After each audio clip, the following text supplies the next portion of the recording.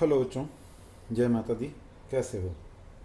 आज के क्लास में यूरोडोप का 1.153 क्वेश्चंस डिस्कस कर रहे हैं। ये क्वेश्चंस चूँकि स्प्रिंग मास सिस्टम पर बेस्ड हैं तो थोड़ा टाइम इसमें ज़्यादा लगेगा, पर इसमें बहुत सारे कंसेप्ट जो हैं वर्टिकल स्प्रिंग मास सिस्टम का, जो कि आगे जाकर तुम एसएचएम वाले मोशन में भी यूज़ करोगे, उसके बारे में सीखोगे। सबसे पहले इस क्वेश्चंस का इन्फॉर्मेशन लें। A system consists of two identical cubes, each of mass m, linked together by compressed weightless spring of a stiffness constant k। यानी यहाँ पे हमारा दो क्यूब्स हैं। एक क्यूब ग्राउंड पर रखा गया है, suppose this is horizontal surface, और दूसरा क्यूब जो है इसके साथ कनेक्टेड हैं with the help of a spring। यानी ये दो क्यूब हैं, they are connected together by a spring, linked together by compressed weightless spring of a stiffness k। the cube are connected by thread, यानी इसके बीच में एक thread यानी एक स्ट्रिंग भी कनेक्ट कर दिए गए हैं, which is worn through at a certain moment। यानी कंप्रेस करके ये आपस में धागे से बांध दिए गए, देन आफ्टर इसको कट कर दिया गया। कट करने के बाद पूछा जा रहा है, find at what value of del L the initial compression of a spring so that the lower cube will bounces up after the thread has been cut. यानी कट करने के बाद ये लोअर ब्लॉक बाउंसेस अप हो जाएं, तो हमें bounces up होने की कंडीशन को, बाउंसिंग अप होने की कंडीशन को ढूंढना पड़ेगा। यानी क्वेश्चन उस पर बेस्ड है। इसी से रिलेटेड ये हैं, to what height the centre of gravity means यहाँ पर centre of mass of this system will rise if the initial compression of thread is del L is equal to 7 mg/k। So ये questions short form में दिमाग में ये set रखना है कि इनिशियली कितना से हम स्प्रिंग को कंप्रेस करें, so that after releasing lower जो ब्लॉक हों ग्राउंड के साथ उसका कंटैक्ट फोर्स यानी normal contact force, bounces up का मतलब जस्ट बाउंसेस अप का मतलब नॉर्मल कंटैक्ट फोर्स का वैल्यू 0 हो जाए। यदि वो वैल्यू निकाल लेंगे डेल एल का वैल्यू, तो इस क्वेश्चन का सेकेंड पार्ट ये कह रहा है कि now initial compression is 7 mg/k। तब उस सिचुएशंस में centre of mass of the system कितना हाइट से राइज करेगा। सो इन सारी चीज़ों को समझने के लिए हम यहाँ पे इस क्वेश्चंस को, जो वर्टिकल स्प्रिंग मास सिस्टम है उसके कंसेप्ट को पहले लर्न करते हैं। वर्टिकल स्प्रिंग मास सिस्टम का क्या कंसेप्ट है? तो सपोज ये हम हॉरिजॉन्टल सरफेस दे रखे हैं, this is our horizontal surface, और ओवर दिस हॉरिजॉन्टल सरफेस एक ब्लॉक जिसका मास m, या सपोज यहाँ हम ले लें ये horizontal line representing horizontal surface, और ये हमारा लोअर ब्लॉक है which is kept at rest, जिसकी मास m दिया हुआ है। इस ब्लॉक के साथ दूसरा ब्लॉक है, ये हमारा सपोज दूसरा ब्लॉक है जो इसके साथ अटैच किया गया है। पर ब्लॉक को अटैच करने से पहले जो स्प्रिंग है वो विदाउट एनी लोड, ये हमारा free end of the spring को रिप्रेजेंट कर रहा है। Free end of the spring का मतलब ये हुआ कि स्प्रिंग का कंप्रेशन और एक्सटेंशन याद रखना है हमें। In vertical spring mass system या horizontal spring mass system, compression और एक्सटेंशन ऑफ अ स्प्रिंग, ये दोनों हम मेजर कहाँ से करते हैं? It will be measured from free end of a spring when a spring is under normal condition. Normal condition का मतलब ये हो गया नाइदर कंप्रेशन नॉर एक्सटेंशन। मैं यहाँ पर यह समझा रहा हूँ कि स्प्रिंग का कंप्रेशन और एक्सटेंशन ये दोनों चीज़ें कहाँ से मेजर करते हैं? From the free end of the spring. किस कंडीशन में? जब स्प्रिंग में कोई कंप्रेशन या एक्सटेंशन ना हो। जैसे यहाँ पर अभी हम कोई लोड नहीं दिए हैं, इसका मतलब ये हमारा रेफरेंस लाइन होगा। इसी के हेल्प से हम यहाँ से एबव यानी एक्सटेंशन इन स्ट्रिंग का मेजरमेंट करेंगे और यहाँ से नीचे कंप्रेशन इन स्प्रिंग का मेजरमेंट करेंगे। सो हम सबसे पहले यहाँ पर अपने रेफरेंस लाइन को डिसाइड किए। तो तुमने कौन सी बातें नोट किया रेफरेंस लाइन के बारे में? रेफरेंस लाइन में तुमने ये नोट किया from where we measured compression and extension in a spring, और ये कब मेजर करते हैं? When a spring is under natural state. अब यहाँ पर यदि हम एक दूसरे ब्लॉक को टैग करेंगे, इसके साथ अटैच करेंगे, तो due to weight of that block ये क्या होगा, हमारा नीचे जाना शुरू करेगा। अब नीचे ले जाने का दो तरीका हो सकता है, either bye support of your hand, इसको नीचे ले जा सकते हैं, हैंड का हम सपोर्ट दें, तो सपोर्ट देने से क्या होगा कि ये स्लोली जो हैं, जैसे हम ब्लॉक को यहाँ पर देखें वेट की वजह से ये नीचे आ रहा है, तो हैंड के द्वारा हम इसको सपोर्ट करते रहें और धीरे धीरे अपने हैंड का जो सपोर्टिंग फोर्स हैं लूज़ करते रहें, कम करते रहें, तो यहाँ पर आकर क्या होगा, ये ब्लॉक का वेट स्प्रिंग के साथ जस्ट बैलेंस होगा और ये पोजीशन इसका क्या कहलाएगा, तो this is called equilibrium position. Equilibrium position यानी ये हमारा कौन सा लाइन था, this is the reference line, और ये कौन सा पोजीशन है, लाइन 2, इसको हम लोग क्या ले रखे हैं, इक्विलिब्रियम पोजीशन। इक्विलिब्रियम वो पोजीशन होता है जहाँ पर फोर्स ऑन ब्लॉक जो होते हैं वो हमारा ज़ीरो होता है, यानी जहाँ पर नेट फोर्स का वैल्यू ज़ीरो हो उस पोजीशन को हम लोग इक्विलिब्रियम पोजीशन बोलते हैं। इसका मतलब ये निकला कि इस इक्विलिब्रियम पोजीशन में ये स्प्रिंग कितना से कंप्रेस्ड है, suppose this is compressed by amount x0, तो इस x0 का वैल्यू फोर्स विडी डायग्राम से निकाल सकते हैं। उस इंस्टेंट पर mg नीचे और kx0 ऊपर, और यहाँ से x0 का वैल्यू क्या आ जाएगा, तो this is equal to mg/k।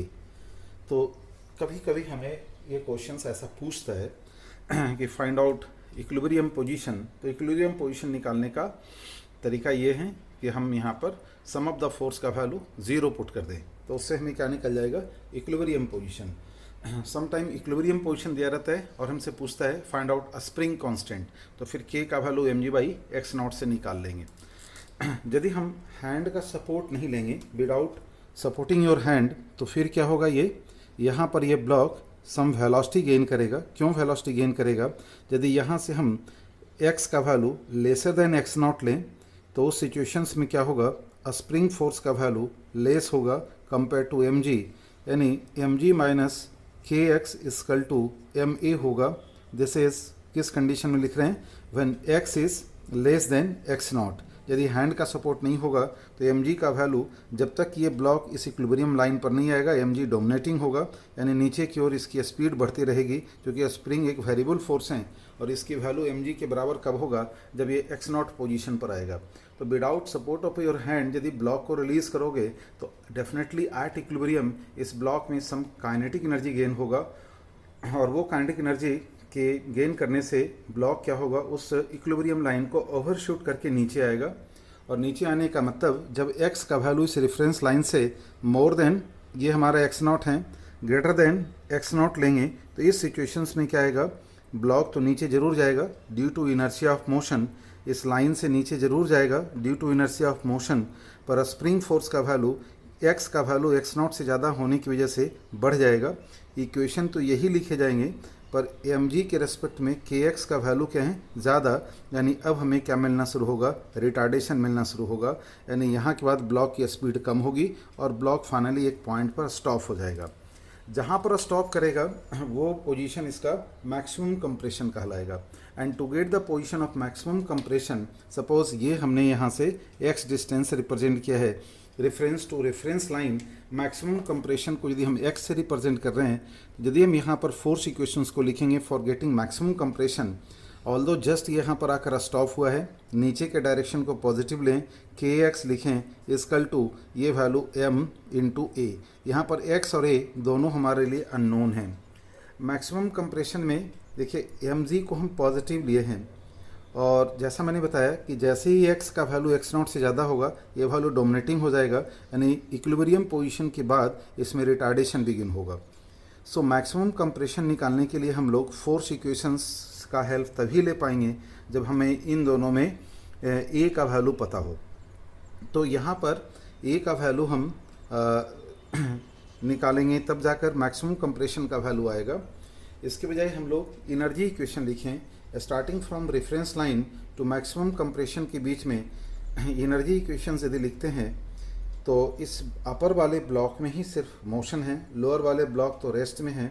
अपर वाले ब्लॉक में स्प्रिंग फोर्स और ग्रेविटी ये दो फोर्स लग रहे हैं। ये रेफरेंस लाइन को हम स्टार्टिंग पॉइंट ले रखे हैं और ये हमारा फिनिश पॉइंट है। तो I to F के बीच में यदि हम वर्क काइनेटिक एनर्जी थ्योरम लगाएंगे तो work of gravity plus work of spring का वैल्यू क्या लिखेंगे, change in kinetic energy. Starting में भी काइनेटिक एनर्जी का वैल्यू इस ब्लॉक का जीरो है, यानी रेफरेंस लाइन पर, क्योंकि उस वक्त हमने उसको जीरो वेलोसिटी से रिलीज़ किया है, और मैक्सिमम कंप्रेशन पर भी जीरो है, तो ये वैल्यू क्या आ जाएगा, जीरो। ग्रेविटी का वर्क क्या लिखेंगे, mg इंटू एक्स। ये पॉजिटिव क्यों लिखेंगे, क्योंकि हमने डाउनवर्ड पॉजिटिव लिया है और mg का डायरेक्शन भी डाउनवर्ड है। और स्प्रिंग फोर्स का वर्क यदि तुम्हें फार्मूला वाइज याद होगा, वो वैल्यू होते हैं k/2 xi square minus xf square. xi का मतलब जीरो स्क्वायर और xf स्क्वायर का value x square equal to zero. इसको सॉल्व करने से x का वैल्यू क्या आते हैं, 2 टाइम्स ऑफ mg/k, और mg/k प्रीवियसली हमने x0 के बारे में बताया था, इसका मतलब ये क्या है, 2x0। तो यहाँ पर यदि सिर्फ स्प्रिंग के साथ कांस्टेंट फोर्स लग रहे हैं, gravitational force, not only in gravitational force, जहाँ पर भी कांस्टेंट फोर्स लगते हैं स्प्रिंग मास सिस्टम में, मैक्सिमम डिस्प्लेसमेंट का वैल्यू इक्विलिब्रियम का डबल होता है। ये रिजल्ट याद रखेंगे। इसका मतलब रेफरेंस लाइन से ये यदि x0 इसका इक्विलिब्रियम पोजीशन है तो 2 टाइम्स ऑफ x0 इसका क्या होगा, मैक्सिमम डिस्प्लेसमेंट होगा। तो यदि हम मैक्सिमम डिस्प्लेसमेंट का वैल्यू ऑब्टेंड कर चुके हैं, जिसमें हमने कुछ भी एडिशनल इनिशियल फोर्स ब्लॉक में नहीं लगाया है, जस्ट उसके वेट की वजह से इसको रिलीज़ किए हैं, तो रिलीज़ करने के बाद हम यहाँ पर ये ऑब्जर्वेशन लेते हैं कि at the time of releasing upper वाले ब्लॉक में at the time of releasing क्या फोर्स लगता है, तो ओनली mg लगता है, यानी उस वक्त acceleration due to gravity act करता है नीचे के डायरेक्शन में। और उस वक्त जो है लोअर ब्लॉक में क्या फोर्स लगता है, eight the time of releasing spring में कोई कंप्रेशन एक्सटेंशन नहीं होता है, तो लोअर ब्लॉक में सिर्फ क्या लगता है, तो ये mg नीचे, और चूंकि ग्रेविटी के फोर्स की वजह से यहाँ, और दूसरा चीज़ यहाँ पर क्या है, ये इसके कंटैक्ट में है, तो ये कंटैक्ट नॉर्मल फोर्स भी लगेगा। तो eight the time of releasing यहाँ पर इन दोनों का सम वैल्यू जीरो रहेंगे, यानी acceleration of lower block zero होगा, नॉर्मल फोर्स का वैल्यू जीरो होगा, यहाँ पर एक्सेलरेशन का वैल्यू -g होगा। जब ये इक्विलिब्रियम पोजीशन पर आएगा तो यहाँ पर नेट फोर्स जीरो होने की वजह से एक्सेलरेशन का वैल्यू जीरो होगा, इक्विलिब्रियम पोजीशन पर इसका भी एक्सेलरेशन का वैल्यू जीरो होगा। पर अब यहाँ पर जो फोर्स लगेगा, ये ग्राउंड का रिएक्शन फोर्स mg के अलावा एक और फोर्स लगेगा, that is a spring force. तो जब ये इक्विलिब्रियम पोजीशन पर आएगा हमारा, तो लोअर वाले ब्लॉक और अपर वाले ब्लॉक में क्या क्या फोर्स लगेगा, तो अपर वाले ब्लॉक का तो ऑलरेडी मैंने बताया कि at the moment of crossing this equilibrium position net force zero रहेंगे, तो एक्सेलरेशन ऑफ अपर ब्लॉक उस इंस्टेंट पर जीरो होगा। लोअर ब्लॉक चूंकि कंटैक्ट में है विथ ग्राउंड, तो उसका भी एक्सेलरेशन जीरो होगा। पर उस मोमेंट पर जब ये इक्विलिब्रियम पोजीशन को पार करता हुआ नीचे जा रहा है, उस वक्त इसके फोर्स इक्वेशंस क्या आएंगे, n ऊपर होगा, mg नीचे होगा, और कंप्रेस स्प्रिंग का फोर्स भी नीचे आएगा, and this is equal to zero. तो उस वक्त n का वैल्यू क्या आ जाएगा, mg प्लस kx0, यानी ये वैल्यू किसके बराबर होगा, kx0 का वैल्यू ऑलरेडी mg के बराबर हैं, तो 2mg के बराबर। तो जिस वक्त रिलीज़ किए थे यहाँ पर नॉर्मल कंटैक्ट फोर्स का वैल्यू mg था, जब ये इक्विलिब्रियम पोजीशन पार कर रहा था तो नॉर्मल कंटैक्ट फोर्स का वैल्यू 2mg है। और यदि हम हैंड से होल्ड करके इसको रिलीज़ नहीं किए हैं, तो ये एक मैक्सिमम डिस्प्लेसमेंट जो इक्विलिब्रियम का डबल डिस्टेंस पर आएगा, यहाँ पर आकर स्टॉप होगा। तो एट मैक्सिमम कंप्रेशन यदि देखें अपर वाले ब्लॉक और लोअर वाले ब्लॉक में क्या क्या फोर्स लगेगा, इस अपर वाले ब्लॉक में क्या आएंगे, तो यहाँ पर यदि हम फोर्स वडी डायग्राम बनाएंगे एज वेल एज लोअर वाले ब्लॉक का भी फोर्स वडी डायग्राम बनाएंगे, तो इस पर फोर्स जो आएगा mg होगा, spring force 2 times of kx0 होगा, और यहाँ पर यदि kx0 के बराबर होता तो mg को बैलेंस करता, लेकिन इन दोनों का सम वैल्यू क्या होंगे, मास इनटू एक्सेलरेशन। चूँकि न्यूमेरिकली ये kx0 mg को बता रहा है, a का वैल्यू किसके बराबर हो जाएगा, -g के बराबर होगा। यानी यदि हम डाउनवर्ड पॉजिटिव लेकर लिख रहे हैं तो ये माइनस आ रहे हैं, यदि आप वर्ड पॉजिटिव लेकर लिखते तो ये प्लस आता। यूजुअली जिधर मोशन होते हैं उस डायरेक्शन को हम पॉजिटिव लेकर इक्वेशंस, फोर्स इक्वेशंस को लिखते हैं।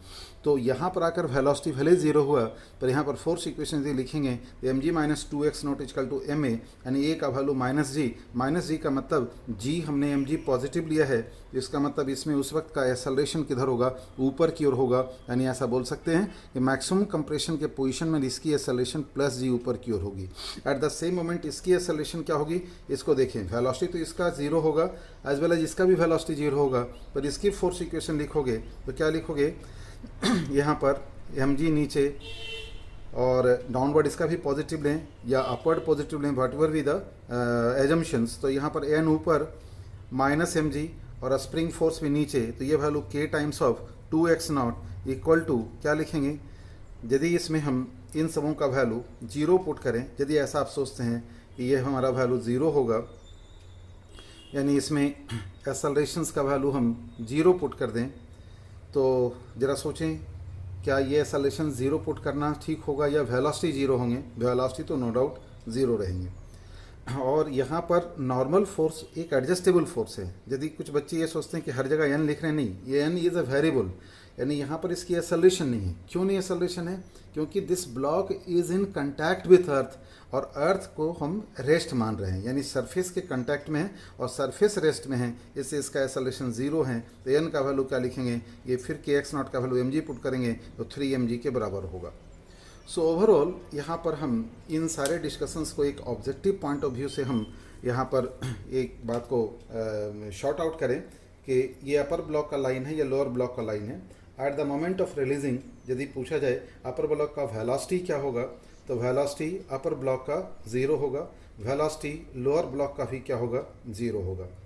अपर ब्लॉक की एक्सेलरेशन क्या होगी, तो एक्सेलरेशन का वैल्यू माइनस जी होगा, क्योंकि स्प्रिंग के द्वारा कोई फोर्स नहीं होगा और इसकी एक्सेलरेशन की वैल्यू ज़ीरो होगी।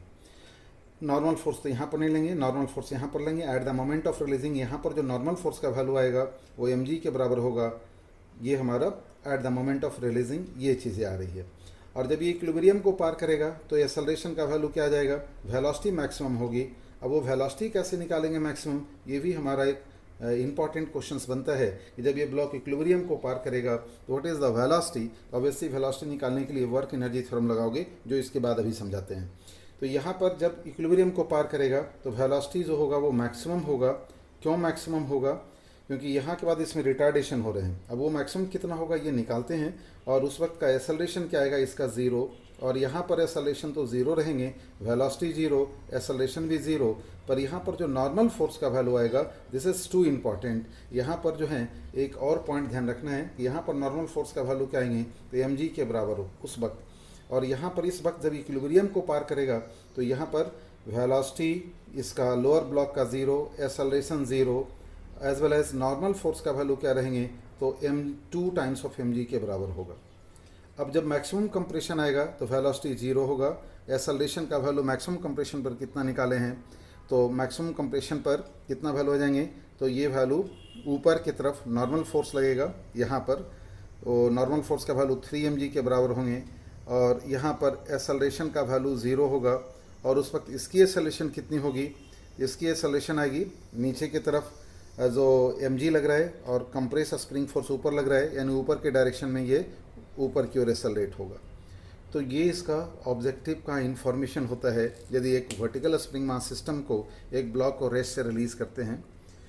तो बच्चे देखिए, ये क्वेश्चंस 1.153 को डिस्कस करने से पहले आपके दिमाग में ऐसा इतना बेसिक आइडियाज़ तो रहना चाहिए, तभी आप 1.153 नंबर क्वेश्चंस को समझ पाओगे और उसके डिस्कशन आपके लिए कंप्लीट होंगे। सो अब यहाँ से आगे बढ़ते हैं। मैंने पहले कहा थोड़ा ये वीडियो लंबा होगा, क्योंकि आपके लिए ये ज़रूरी है। बेसिक ये कंसेप्ट बहुत सारे बच्चों को नहीं पता होता है। तो ये बेसिक कंसेप्ट सीखने के बाद अब आते हैं इसमें दूसरे पॉइंट क्या है तुम्हारा, कि अभी मैंने क्या बताया इन सारे डिस्कशन में कि इस स्प्रिंग मास सिस्टम को हमने रिलीज़ कहाँ से किया है, तो ये हमारा रेफरेंस लाइन है जहाँ से हम इसके एक्सटेंशन कंप्रेशन का मेज़रमेंट करते हैं। और ये हमारा क्या है, दिस इज इक्विलिब्रियम लाइन, और ये हमारा क्या है, मैक्सिमम कंप्रेशन। और ये सारी बातें कब हो रही है, जब हम कोई पुश नहीं कर रहे हैं, जस्ट उसके वेट की वजह से हम इसको रिलीज़ कर दे रहे हैं। और ये हमारा क्या है, this is ground horizontal surface.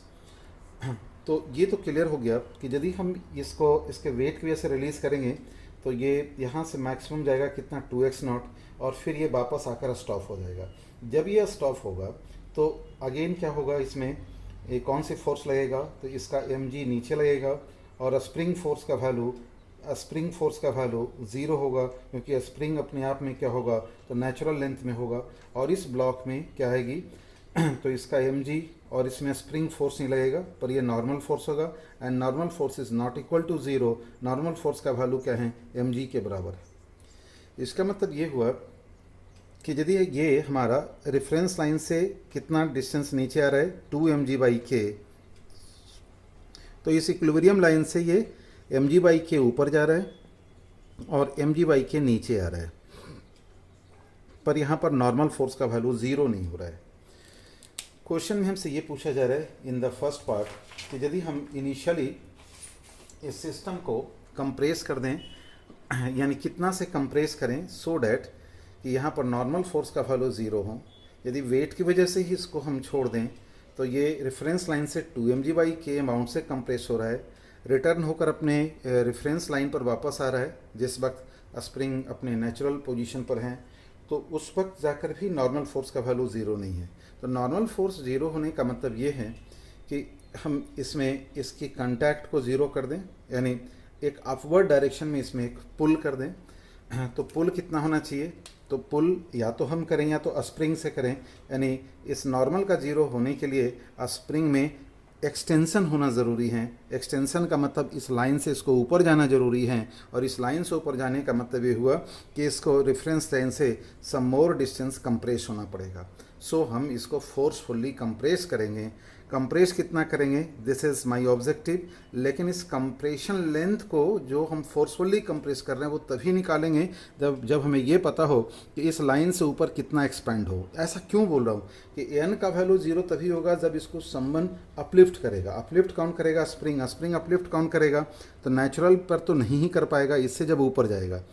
तो मिनिमम कितना हमें एक्सटेंशन आना चाहिए, तो डैट शुड बी के एक्स शुड बी क्या होना चाहिए, यानी जो मान लो थोड़ी देर के लिए ये एक्सटेंशन लिए एक्स अमाउंट, तो उस वक्त इसकी क्या फोर्स इक्वेशन लिखेंगे, k x plus n normal force k x minus m g, just इसके वैल्यू को ज़ीरो पुट करें, यानी विथ नेग्लिजिबल वेलोसिटी से ये ऊपर बढ़ रहा है, और n का वैल्यू जैसे से ये ऊपर बढ़ता जाएगा यहाँ पर n का वैल्यू कम होता जाएगा।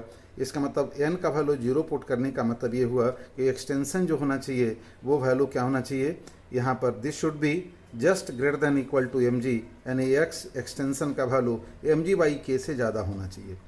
यानी यहाँ से ये mg/k अमाउंट से एक्सपेंड हो जाए ऊपर की ओर, तो उस वक्त जाकर नॉर्मल फोर्स का वैल्यू क्या होगा, ज़ीरो होगा। पर ये तभी अचीव करेंगे जब हम इस रेफरेंस लाइन से इसको हम कंप्रेस कर दें। अब कंप्रेशन अमाउंट कितना होगा, हम इसको मान लेते हैं this has been compressed by amount del L, तो यानी यहाँ तक इसको कंप्रेस किए, देन आफ्टर इसको हम रिलीज़ कर रहे हैं। ये हमारा क्या है, रेफरेंस लाइन से डेल एल अमाउंट ये कंप्रेस हुआ, then after this system has been released. So ये हमारा इनिशियल कंप्रेशन है। देन यहाँ से फिर क्या होगा, ये ऊपर जाएगा बाई अमाउंट एक्स, और इस एक्स का वैल्यू कितना लिखे हैं, mg/k। सो हम इन दोनों पोजीशन के बीच में अगेन वर्क एनर्जी थ्योरम लगा रहे हैं। इनिशियल काइनेटिक एनर्जी भी at the moment of releasing zero ले रहे हैं, और जस्ट यहाँ पर यह स्टॉप हो रहा था, यहाँ पर भी काइनेटिक एनर्जी का वैल्यू जीरो पुट करें तो किसका किसका वर्क लिखेंगे, start from I to F, work of gravity लिखेंगे और वर्क ऑफ स्प्रिंग फोर्स लिखेंगे इक्वल टू ज़ीरो। चूँकि ग्रेविटी के अगेंस्ट में ऊपर राइज कर रहा है तो ग्रेविटी का वर्क क्या लिखेंगे, mg into del L plus x, और स्प्रिंग का वर्क तुम्हें पहले से पता है k/2 xi का मतलब del L square minus x square equal to zero. ये क्वाड्रेटिक इक्वेशंस का फॉर्मेट आ रहे हैं जहाँ पर तुम्हें x का वैल्यू पता है। इसको अरेंज करोगे तो क्या वैल्यू आएंगे, minus mg into del L, और ये वैल्यू माइनस mgx, और ये value k/2 del L square minus k/2 x square equal to zero. अब इसको सॉल्व करने से पहले हम x के वैल्यू को पुट करना चाहेंगे। अब देखें x का वैल्यू क्या होगा, यानी x का मतलब एक्सटेंशन कितना हमें है, तो mg/k पुट करें तो हमें डेल एल निकालना है, तो ये k/2 पहले पुट किए इंटू डेल एल स्क्वायर, फिर यहाँ पर भी डेल एल है तो ये वैल्यू कितना आ रहे हैं, minus mg into del L, और बाकी यहाँ पर क्या है k/2 डेल एल स्क्वायर, ये तो निकल गया।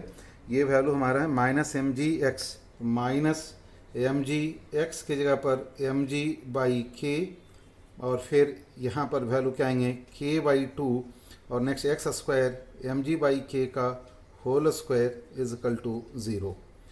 ये value k/2 del L square minus m g into del L, और ये वैल्यू कितने के बराबर होंगे, इसको सॉल्व करने से 3mg बाई 3mg का होल स्क्वायर बाई 2k, ये वैल्यू आते हैं इक्वल टू 0। इसको सॉल्व करोगे तो डेल एल का दो वैल्यू आते हैं, एक प्लस वैल्यू और दूसरा माइनस वैल्यू। तो डेल एल का वैल्यू क्या आते हैं, तो this is equal to 3mg by k, और दूसरा वैल्यू आते हैं माइनस mg बाई के। इस क्वाड्रेटिक इक्वेशन को सॉल्व करने से डेल एल का हमें दो वैल्यू आते हैं। और इसका फिजिकल सिग्निफिकेंस क्या मिलता है, इस रेफरेंस लाइन से नीचे 3mg बाई के और इस रेफरेंस लाइन से ऊपर माइनस mg बाई के। यदि हम नीचे पॉजिटिव लेंगे तो ये वैल्यू हमारा माइनस आएगा, और हमने नीचे को पॉजिटिव लेकर इक्वेशंस को लिखा था। सो यहाँ पर हमें जो रिजल्ट आया, इस रिजल्ट को आप रीचेक कर लें कि जब ये 3mg बाई के हम से कंप्रेस करेंगे तो यहाँ पर क्या फोर्स उस वक्त लगेगा। तो कंप्रेस स्प्रिंग का फोर्स ऊपर लगेगा, कितना वैल्यू आएंगे, k इंटू 3mg बाई के। कंप्रेस स्प्रिंग का फोर्स इसमें ऊपर लगेगा और इसका वेट नीचे लगेगा, तो नेट फोर्स इस मोमेंट पर क्या आ जाएंगे, तो 3mg बाई के ऊपर mg बाई के नीचे। इसका मतलब नेट अपवर्ड फोर्स बराबर 2mg equal to mass into acceleration. तो उस वक्त अपर वाले ब्लॉक का एक्सेलरेशन 2g अपवर्ड डायरेक्शन में होगा, इसकी एक्सेलरेशन 0 रहेगी, और यहाँ पर जो नॉर्मल फोर्स का वैल्यू लिखेंगे वो वैल्यू आ जाएगा 3mg प्लस mg, यानी 4mg नॉर्मल फोर्स का वैल्यू आएगा। यानी ये उस वक्त मैक्सिमम नॉर्मल फोर्स आएंगे, इसकी एक्सेलरेशन 0 होगी, वेलोसिटी 0 होगी। एट द मोमेंट जब इसको रिलीज करेंगे तो ये ऊपर की ओर जाना शुरू करेगा with acceleration 2g with initial velocity 0। अब यहाँ के बाद फिर क्या होगा, ये इस इक्विलिब्रियम लाइन को पार करेगा, फिर रेफरेंस लाइन को पार करता हुआ ऊपर जाकर स्टॉप हो जाएगा। जिस वक्त स्टॉप होगा उस वक्त देखें क्या फोर्स लग रहा है, इस अपर वाले ब्लॉक का mg नीचे लग रहा है। चूँकि ये स्प्रिंग अब एक्सपेंडेड हैं तो स्प्रिंग फोर्स भी नीचे आएगा, k इंटू एक्स, एक्स की जगह पर क्या पुट करेंगे, mg बाई के। तो इसका मतलब यहाँ पर जो नेट फोर्स आएगा इसमें 2mg नीचे होगा, यानी उस वक्त इसकी एक्सेलरेशन 2g डाउनवर्ड डायरेक्शन में होगी यदि हम इसमें मास से डिवाइड कर दें। और इसका देखें क्या फोर्स इक्वेशन आएगा, उस वक्त इसकी जो फोर्स इक्वेशन आएगी ये मैंने लिखा है, इस ब्लॉक का जब यहाँ पहुँच गया, अब इस वाले ब्लॉक की क्या स्थिति रहेगी। अब इसमें तो एक्सटेंशन आएगा, तो ये वैल्यू kx हैं और इसमें वेट का है mg, और नॉर्मल फोर्स यदि हम मान लेते हैं n, तो यहाँ पर क्या वैल्यू आएंगे, n plus kx minus mg equal to 0। यदि x के जगह पर mg बाई के पुट करेंगे तो ये दोनों कैंसिल हो जाएगा, और उस वक्त n का वैल्यू क्या आएगा, 0। n का वैल्यू 0 यानी just about to left their contact, पर इसमें एक्सेलरेशन का वैल्यू 0 रहेगा, वेलोसिटी भी 0 रहेगा। सो यहाँ पर हमने ये सीखा, ये 2 ब्लॉक्स स्प्रिंग मास सिस्टम, जिस वक्त ये अपना कंटैक्ट लेफ्ट करेगा, इस 2 ब्लॉक्स स्प्रिंग मास सिस्टम में by contact surface contact force 0 हो जाएगा। और तुम ऐसा सोच सकते हो कि वो कंटैक्ट फोर्स 0 है तो इसमें सिर्फ फोर्स कौन सा लगेगा, ग्रेविटी का, यानी 2mg का फोर्स, ग्रेविटेशनल फोर्स नीचे लगेगा। भले स्प्रिंग एक दूसरे के द्वारा फोर्स लगा रहा हो, एक दूसरे पर फोर्स लगा रहा हो, एक्सपेंडेड स्प्रिंग, पर नेट फोर्स जो स्प्रिंग का होगा ऑन दीज 2 ब्लॉक्स वो इंडिविजुअल के लिए एक्सटर्नल फोर्स होगा, पर देयर सम ऑफ वैल्यू क्या रहेंगे, 0। यानी एट द मोमेंट ऑफ जब ये n का वैल्यू 0 रहेगा, दोनों ब्लॉक में सिर्फ और सिर्फ कौन सा फोर्स रहेगा, फोर्स ड्यू टू ग्रेविटी होगा। ये तो हुआ हमारा क्वेश्चन का फर्स्ट पार्ट। क्वेश्चन का सेकेंड पार्ट ये बोलता है कि नाउ यदि हम यहाँ इस रेफरेंस लाइन से 3mg बाई के अमाउंट से कंप्रेस करने के बजाय, अभी जो मैंने निकाला था 3mg बाई के, यदि कंप्रेस कर देंगे तो ये यहाँ पर जाकर स्टॉप हो जाएगा। अगेन देखना, इस इक्विलिब्रियम लाइन से 2mg बाई के ऊपर जाएगा और 2mg बाई के नीचे आएगा, यानी इसके अबाउट ये ऑसिलेटरी मोशन परफॉर्म करता रहेगा और ये हमारा रेस्ट में रहेगा। अब हमारा सिचुएशंस क्या हैं, यदि हम इसको इनिशियली 7mg बाई के कंप्रेस कर दें रेफरेंस लाइन से, जैसे जो रेफरेंस लाइन ये भूलना नहीं है, अभी हमारा कितना कंप्रेस कर रहे हैं, तो this is now compressed by 7mg by के। ऑब्वियसली ये वापस फिर क्या होगा, अपने इक्विलिब्रियम पोजीशन से ऊपर जाएगा, और ये कौन सा पोजीशन है, ये पोजीशन आएगा mg बाई के एवव। और जब ये इस पोजीशन पर आएगा तो उस वक्त इसकी वेलोसिटी मैक्सिमम होगी, और ये तो जस्ट अपना कंटैक्ट ब्रेक कर रहा है, उसकी वेलोसिटी 0 होगी। अब हम यहाँ पे क्वेश्चंस पूछा जा रहा है कि यदि इसको रेफरेंस लाइन से 7mg बाई के से कंप्रेस कर दें, इस ब्लॉक को रेफरेंस लाइन से मान लो 7mg बाई के ये आ रहे हैं, यानी दिस इज एक इनिशियल कंप्रेशन यानी ये ब्लॉक कितना से कंप्रेस हुआ 7m/k से। तो क्वेश्चन में कहता है कि centre of mass of the system कितना से राइज करेगा। सो इस क्वेश्चंस को हम अब ब्रेक करके सोचेंगे। सबसे पहले ये देखेंगे कि जिस वक्त ये कंटैक्ट लेफ्ट करेगा उस वक्त इसकी वेलोसिटी सच क्या है। ऐसा इसलिए जानना ज़रूरी है क्योंकि उसके बाद जो फोर्स लगेगा, फोर्स ड्यू टू ग्रेविटी लगेगा, और जिस वक्त कंटैक्ट लेफ्ट करेगा, just after left their contact, हम पूरे मास को centre of mass of the system पर कंज्यूम कर लेंगे, एज्यूम कर लेंगे, और देन आफ्टर हम मोशन अंडर ग्रेविटी का फॉर्मूला लगाकर सेंटर ऑफ मास कितना राइज किया ये वैल्यू निकालेंगे। सो यहाँ पर ये इनिशियल पोजीशन है और ये हमारा फाइनल पोजीशन है। In between these two position हम work of gravity, work of a spring equal to क्या लिखेंगे, change in kinetic energy. Gravity का वर्क क्या लिखेंगे, इस इनिशियल से इस पोजीशन तक अगेंस्ट द ग्रेविटी जा रहे हैं तो ये वैल्यू हो जाएंगे -mg, डेल एल का वैल्यू 7mg/k, और ये वैल्यू क्या लिखेंगे +mg/k, और स्प्रिंग का वर्क क्या लिखेंगे तो k/2 इनिशियली 7mg/k का होल स्क्वायर -mg/k का whole square is equal to ½ mv²। ये बहुत सिंपल इक्वेशन है। इस इक्वेशंस को सॉल्व करोगे तो तुम्हारा जो v का वैल्यू आएगा यानी v velocity it is equal to √32 mg² divided by k। ये वेलोसिटी इस ब्लॉक का होगा, ब्लॉक नंबर 1 का जो हमने लिखा है। यहाँ पर सिर्फ एक ही का वेलोसिटी लिखे। इनिशियली दोनों रेस्ट में हैं, यहाँ से रिलीज किया गया तो ये भी रेस्ट में था, ये भी रेस्ट में था। जब यहाँ पर पहुँचेगा तो ये जस्ट अपने कंटैक्ट लेफ्ट कर रहा है तो अगेन इसकी वेलोसिटी 0 और इसकी वेलोसिटी ये आई। उस वक्त v2 का वैल्यू क्या पुट करोगे 0, यानी ये वेलोसिटी 0 रहेगी। तो यहाँ से अब हम क्या निकालेंगे कि what is the velocity of centre of mass of the system, यानी इन दोनों सिस्टम का सेंटर ऑफ मास जहाँ पर भी होगा एक इमेजनरी पॉइंट, वो VCM कहलाएगा। और इस VCM का वैल्यू क्या लिखेंगे तो m1v1 + m2v2 divide by m1 + m2। तो यहाँ से VCM का वैल्यू आ जाएंगे, यानी डिवाइड बाई 2 करेंगे, 2 रूट के अंदर आएगा तो 4 आएगा, 432 से कैंसिल हो जाएगा तो ये वैल्यू क्या आ जाएगा 8mg² डिवाइडेड बाई k। ये थोड़ा सा टाइम लगता है, इससे मैंने डायरेक्ट लिख दिया है, सॉल्व करना तो यही वैल्यू आएंगे। तो यहाँ से क्या निकल गया, velocity of centre of mass of the system निकल गया। ठीक है, यानी जब ये ब्लॉक यहाँ पर होगा, ये ब्लॉक यहाँ पर है, तो कहीं ना कहीं इसकी सेंटर ऑफ मास तो होगी, तो वो सेंटर ऑफ मास हमारा इस वेलोसिटी से राइज करना शुरू करेगा। एज वेल एज राइज करने वक्त सिर्फ force due to gravity downward act करेगा। तो कितना हाइट राइज करेगा तो ये वैल्यू में पुट कर दें VCM²/2g, force straight line motion under gravity.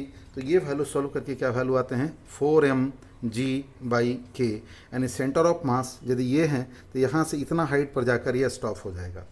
लेकिन क्वेश्चंस में जो पूछा जा रहा है वो ये पूछा जा रहा है कि सेंटर ऑफ मास जिस वक्त रिलीज किया गया था अपनी उस पोजीशन से प्रजेंटली कितना राइज किया है। देखिए जब ये यहाँ पर पहुँचा तो सेंटर ऑफ मास का लाइन ये है, यहाँ से सेंटर ऑफ मास क्या है ऊपर राइज कर गया, यानी अब ये कंटैक्ट ब्रेक हो जाएगा और इन कंबाइंड फिर क्या होगा, ये ऊपर की ओर जाना शुरू करेगा। सेंटर ऑफ मास के अबाउट क्या होगा, इसमें ऑसलेशंस भी शुरू होगा और सेंटर ऑफ मास ऊपर भी जाना शुरू करेगा और उस डिस्टेंस पर जाकर ये स्टॉप हो जाएगा। पर ये आंसर 4mg/k नहीं होगा। यहाँ पर क्वेश्चंस कर रहा है कंप्रेशन जो 7mg/k हमने किया था उस वक्त सेंटर ऑफ मास कहाँ पर था। तो एक बार वापस फिर इस डायग्राम को देखें सभी। ये हमारा हॉरिजॉन्टल लाइन है, ठीक है।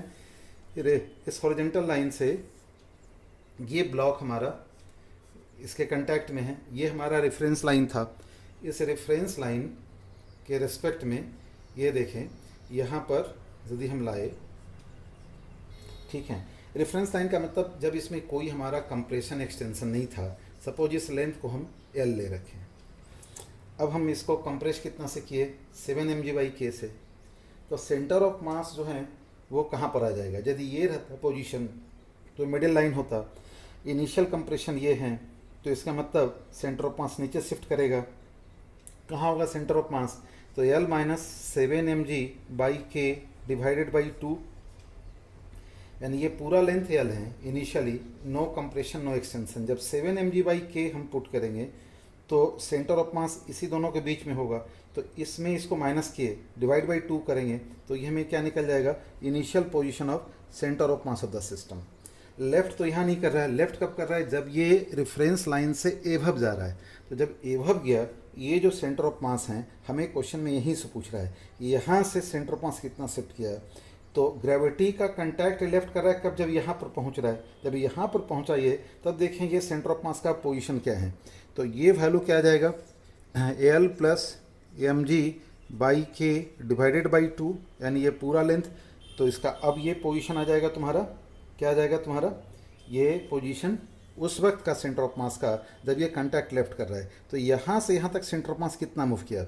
तो ये हम मेजरमेंट जो कर रहे हैं, यदि हम ये देखें ये वाली पोजीशन, ये यहाँ से यहाँ तक ले रहे हैं, तो मतलब कहने का ये भी वही पोजीशन, यहाँ से भी वही होगा और यहाँ से भी वही होगा। तो इससे इसको माइनस कर देंगे तो ये वैल्यू क्या आएगा, l plus m g by k divided by 2 minus l minus 7 m g by k divide by 2। तो ये कैंसिल आउट हो जाएंगे और यहाँ से वैल्यू क्या आ जाएगा, 4 एम जी बाई के, यानी सेंटर ऑफ मास इसके कंटैक्ट लेफ्ट करने से पहले शिफ्ट कर चुका है 7 एम जी बाई के, और कंटैक्ट लेफ्ट करने के बाद फिर ये सेंटर ऑफ मास स्टॉप कर रहा है कितना डिस्टेंस जाकर, 4 एम जी बाई के। तो टोटल जो अपलिफ्टेड होगा सेंटर ऑफ मास का at the moment of releasing, वो वैल्यू कितना आ जाएगा, 4 एम जी बाई के प्लस 4 एम जी बाई के, मिलाकर ये वैल्यू कितना आ जाएंगे, 8 एम जी बाई के।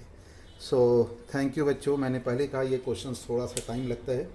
अगले जो हम क्वेश्चंस लेंगे, एक और अच्छे क्वेश्चंस, एक इरोडोप का ही क्वेश्चन लेंगे और एक नए क्वेश्चंस लेंगे। साथ में जो जेई का क्वेश्चन पूछा है सेंटर ऑफ मास का, वर्क एनर्जी का, उसको मिलाकर हम डिस्कस करेंगे। सो अगले क्वेश्चंस का वेट करें। Thank you.